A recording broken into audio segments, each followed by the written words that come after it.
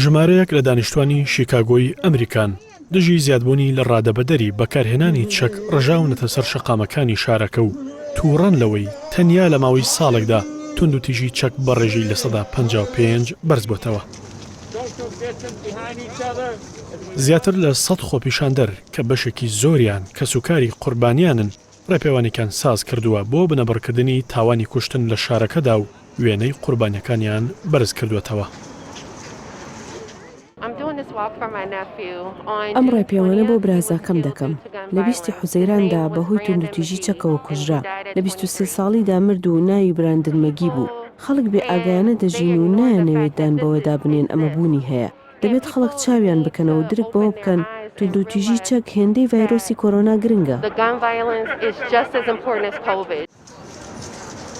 بەپێی ئەمەری پۆلیسی شیکاگۆ لە 2020دا 762 ڕووداوی کوشتن تۆمار کراون و ڕووداوی تەقەکردنیش بۆ 3227 ڕووداو بەرز بۆتەوە.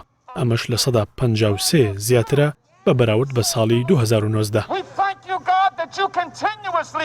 خۆپیشاندەران ڕەخنە لە حکوومەت دەگرن کە توندوتیژی چەکی فرامۆش کردووە و هەموو سەرنجی لەسەر ڤایرۆسی کۆرۆنایە. جگەلەوەی دەستخستنی چەک لە شارەکەدا بووەتە کارێکی ئاسان. ئێمە پلانێکی چڕوپڕمان هەیە بۆ کۆڤید-19. بەڵام پلانمان چییە بۆ توندوتیژی؟ پلانمان چییە بۆ گۆڕینی ئەم دۆخە؟ پێویستمان بە پلان و استراتیژیە تا کۆتایی بهێنین بە خوێن ڕشتن لە شەقامەکانی شیکاگۆدا.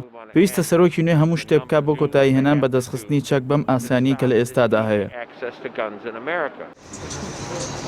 بەپێی راپۆرتی FBI لە 9 مانگی 2020دا ڕێژەی کوشتن لە سەرتاسەری ئەمریکا بە نزیکەی لە 121 زیادی کردووە.